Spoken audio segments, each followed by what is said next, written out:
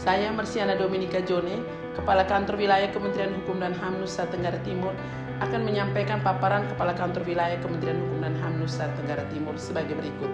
Provinsi Nusa Tenggara Timur memiliki 1.192 pulau, baik itu pulau besar dan pulau kecil, dan pulau yang bernama sebanyak 432 pulau, pulau yang tak berpenghuni sebanyak 44 pulau.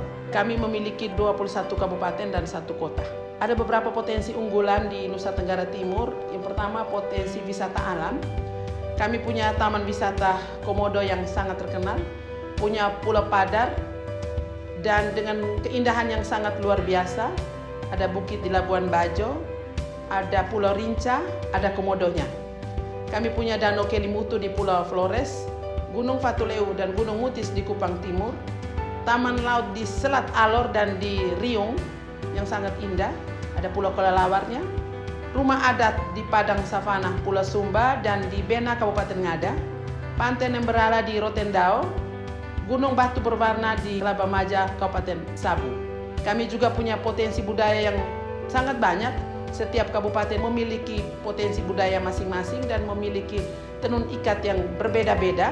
Namun saat ini kami sudah memberikan perlindungan terhadap tenun ikat sebanyak 66 motif yang sudah mendapatkan sertifikat indikasi geografis. Dan saat ini juga Kantor Wilayah Kementerian Hukum dan HAM sedang bekerja sama dengan Pemda Kabupaten Kota untuk mencatatkan ekspresi budaya tradisional dari masing-masing daerahnya.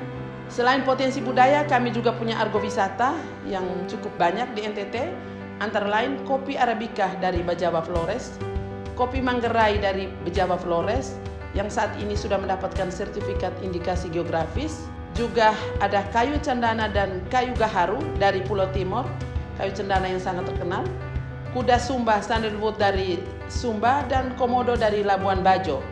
Kami juga punya kenari dari Kabupaten Flores Timur dan Kabupaten Alor, dan vanili Alor yang sangat terkenal yang sudah mendapatkan sertifikasi indikasi geografis, jeruk keprok dari Kabupaten TTS, padi wangi dari Kodi, kacang hijau dari Belu, sapi onggole dari Sumba, kacang, jagung, alpokat mentega yang hampir di semua wilayah NTT itu ada alpokat, tapi yang terkenal adalah alpokat Bejawa.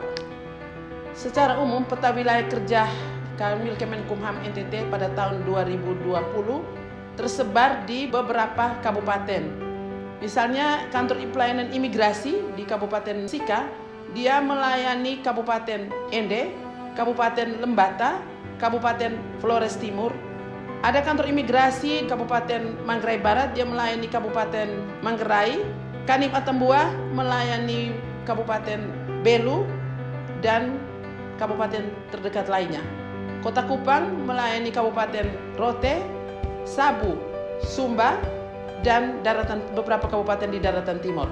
Satker kita secara keseluruhan berjumlah 26 satker, 27 dan 1 adalah kantor wilayah. Jumlah pegawai sampai dengan saat ini sebanyak 1.404 ASN, terdiri dari laki-laki 1.085, perempuan 319, sedangkan berdasarkan golongan ruang, golongan 1 sudah tidak ada lagi di lingkungan Kantor Wilayah Kementerian Hukum dan HAM NTT, golongan 2 sebanyak 746, golongan 3 624, golongan 4 sebanyak 34 orang. Ada beberapa pelayanan di Kantor Wilayah Kementerian Hukum dan HAM NTT yang dilaksanakan oleh Divisi Administrasi, Divisi Pelayanan Hukum dan HAM, Divisi Keimigrasian, dan Divisi Pemasyarakatan. Di Divisi Administrasi, sesuai dengan standar SOP yang turunan dari kementerian, maka ada banyak sekali jenis layanan yang harus dilakukan oleh Divisi Administrasi, antara lain adalah pelayanan kepegawaian dan layanan pengaduan masyarakat. Divisi Pelayanan Hukum dan HAM juga ada banyak jenis layanan yang harus dilaksanakan, antara lain penyusunan peraturan perundang-undangan di daerah, yang saat ini teman-teman perancang lagi giat-giatnya berkomunikasi, bekerja sama melakukan pengharmonisasian dengan Pemda Kabupaten Kota maupun DPRD Kabupaten Kota. Kami juga memberikan pelayanan komunikasi masyarakat kepada semua masyarakat di NTT yang apabila terdapat diduga adanya pelanggaran HAM yang terjadi pada masyarakat. Kami juga memberikan pelayanan kekayaan intelektual pelayanan penyuluhan hukum dan konsultasi hukum, juga bantuan hukum, juga pelayanan kewarganegaraan. Di divisi keimigrasian ada beberapa jenis layanan yang dilaksanakan, antara lain persetujuan alih status dan pelayanan skim. Divisi pemasyarakatan melaksanakan sistem database pemasyarakatan, misalnya pemberian asimilasi, cuti bersyarat, cuti menjelang bebas, remisi, dan lain-lainnya. Berdasarkan surat Sekretaris Jenderal Kementerian Hukum dan HAM nomor Sek OT 0304 tanggal 6 Februari 2020, Kanwil Kementerian Hukum dan HAM Nusa Tenggara Timur bersama 26 satuan kerja sewilayah Nusa Tenggara Timur diusulkan untuk menjadi satuan kerja menuju wilayah bebas dari korupsi dan wilayah birokrasi bersih dan melayani. Ada 6 program area perubahan yang dilaksanakan oleh Kanwil Kemenkumham NTT saat ini. Yang pertama adalah manajemen perubahan. Kami telah melakukan rapat pembentukan tim melalui rapat pimpinan untuk pemilihan tim kerja, sudah kami lewati. Kami juga sudah melaksanakan pembangunan budaya kerja, misalnya arahan apel pagi yang terus menerus. Kami juga melaksanakan merubah pola pikir dalam pembinaan rohani, termasuk di saat COVID-19.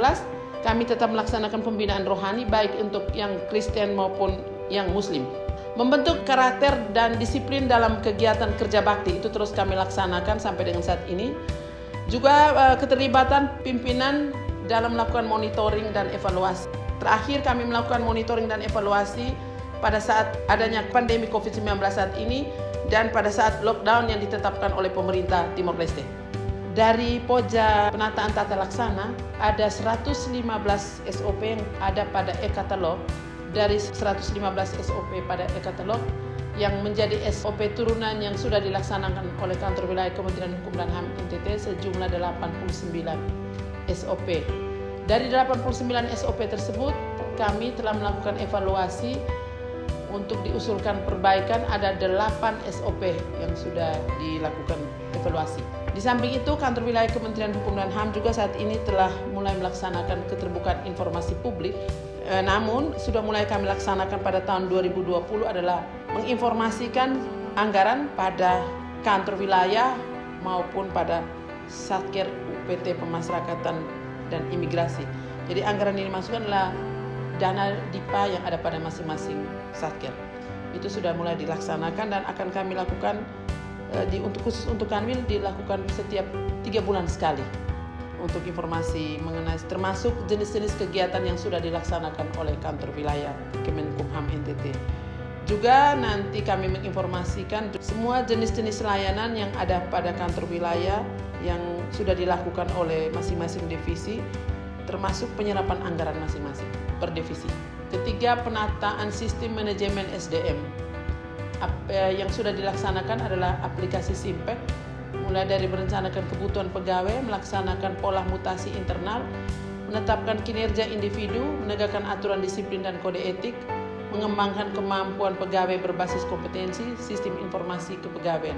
Jadi aplikasinya sudah kita buat sekarang. Selanjutnya, penguatan akuntabilitas, keterlibatan pimpinan dalam setiap penyusunan rencana kerja tahunan, berupa penetapan dan pemantauan kinerja, itu sudah dilakukan oleh Kantor Wilayah Kementerian Hukum dan HAM Nusa Tenggara Timur. Mengelola akuntabilitas kinerja juga sudah dilakukan oleh Kantor Wilayah Kementerian Hukum dan HAM Nusa Tenggara Timur. Selanjutnya adalah penguatan pengawasan, melaksanakan pengendalian gratifikasi melalui sosialisasi langsung yang sudah dilaksanakan oleh Kantor Wilayah Kementerian Hukum dan HAM adalah saat ini kita sudah melakukan public campaign ke pasar-pasar tradisional, juga kita melakukan dialog interaktif di televisi Republik Indonesia untuk wilayah Nusa Tenggara Timur. Terakhir, kita juga melakukan sosialisasi tentang pelaksanaan asimilasi sesuai dengan Permen 10 tahun 2020. Kantor Wilayah Kementerian Hukum dan HAM Nusa Tenggara Timur saat ini telah memiliki alur layanan pengaduan masyarakat berbagai cara, apakah itu pengaduan secara langsung maupun secara online. Jadi bisa tertulis, bisa lisan melalui sistem online.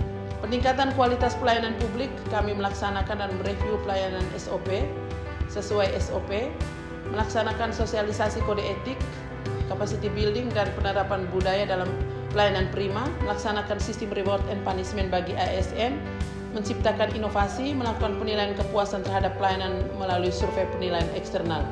Kami saat ini juga telah melakukan review terhadap pelayanan SOP, dan saat ini juga kami minta para ASN di Kanwil Kemenkumham maupun di Satker Pemasarakatan harus mampu melakukan inovasi-inovasi. Ada beberapa inovasi yang sudah dilakukan oleh teman-teman di kantor wilayah, dan nanti kami punya 6 SOP inovasi yang bagaimana agar pelayanan-pelayanan Kanwil itu bisa cepat diakses dan dirasakan langsung oleh masyarakat di Nusa Tenggara Timur. Beberapa program unggulan target prioritas kepala kantor wilayah, yang pertama adalah manajemen perubahan. Yang sudah kita lakukan adalah pemberian reward and punishment kepada ASN di lingkungan Kanwil NTT. Kita sudah memberikan penghargaan terhadap 5 orang pegawai pada Kanwil. Ada 2 kategorinya. Pertama, kategori pegawai teladan karena memang dia rajin masuk kantor, tidak pernah absen dan sebagainya, tidak pernah alpa dan sebagainya. Yang kedua, pemberi layanan terbaik. Kita sudah memberikan penghargaan kepada pemberi layanan terbaik di bidang pengharmonisasian perundang-undangan, di bidang layanan KI dan layanan kepegawaian.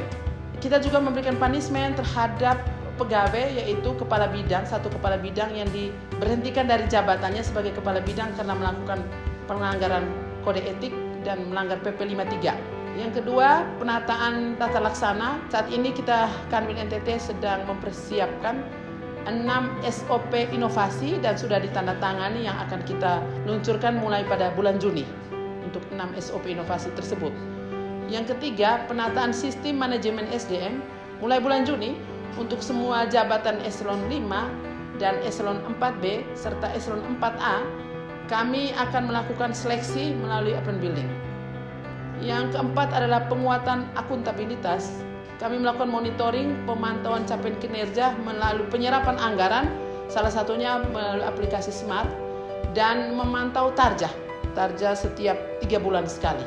Kelima adalah penguatan pengawasan, penerapan SPIP. Kanwil saat ini setiap 2 minggu melakukan rapat bersama para pejabat eselon 3 dan eselon 4. Hal ini dimaksudkan untuk mengetahui kendala-kendala dan capaian-capaian kinerja masing-masing divisi. Kami juga membuka ruang pengaduan bagi masyarakat, namun sampai saat ini belum ada komplain terhadap pelayanan yang ada di kantor wilayah Kementerian Hukum dan HAM Nusa Tenggara Timur. Yang keenam adalah peningkatan kualitas pelayanan publik.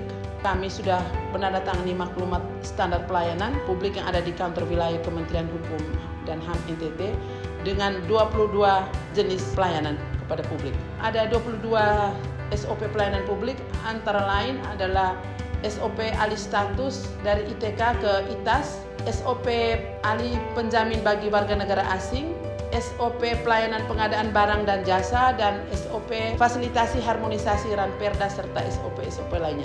Inovasi yang dilakukan saat ini adalah sistem informasi layanan kepegawaian, SOP bantuan hukum. Kami sudah bekerja sama dengan kepolisian, kejaksaan tinggi, dan saat ini juga di Lapas Rutan setiap tahanan yang baru masuk, terutama mereka yang tidak mampu, wajib didampingi oleh penasihat hukum, dan Rutan sudah mulai, Lapas dan Rutan mulai bekerja sama dengan OBH yang ditunjuk oleh Kementerian Hukum dan HAM.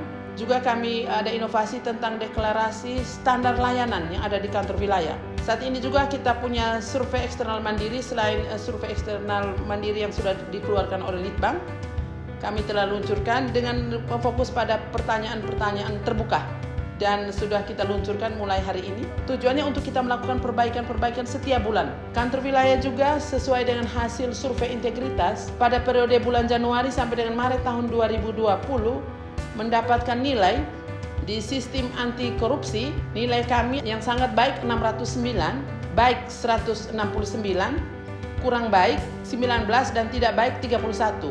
Di SDM sangat baik 605, baik 175, kurang baik 21, tidak baik 28.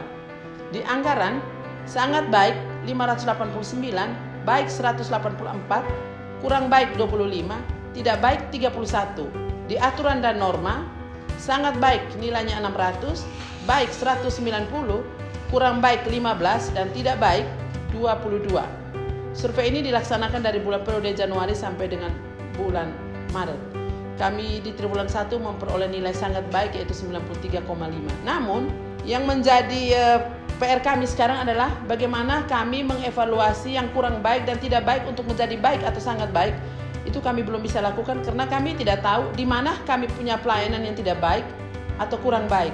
Sehingga terobosan yang kami lakukan untuk melakukan perbaikan dari nilai yang kurang baik dan baik, kami membuat penilaian yang sifatnya kualitatif dengan pertanyaan-pertanyaan terbuka. Ini sangat membantu kami untuk melakukan perbaikan-perbaikan, dan kami harapkan nanti setiap bulan kami akan melepaskan survei itu. Jadi perbaikan yang akan dilakukan setiap bulan pada bulan berikutnya setelah survei itu dilepas. Demikian paparan saya selaku Kepala Kantor Wilayah Kementerian Hukum dan HAM Provinsi Nusa Tenggara Timur. Saya dan seluruh ASN di lingkungan Kantor Wilayah Kementerian Hukum dan HAM Nusa Tenggara Timur berkomitmen meraih WBK dan WBBM dengan segala keterbatasan yang ada.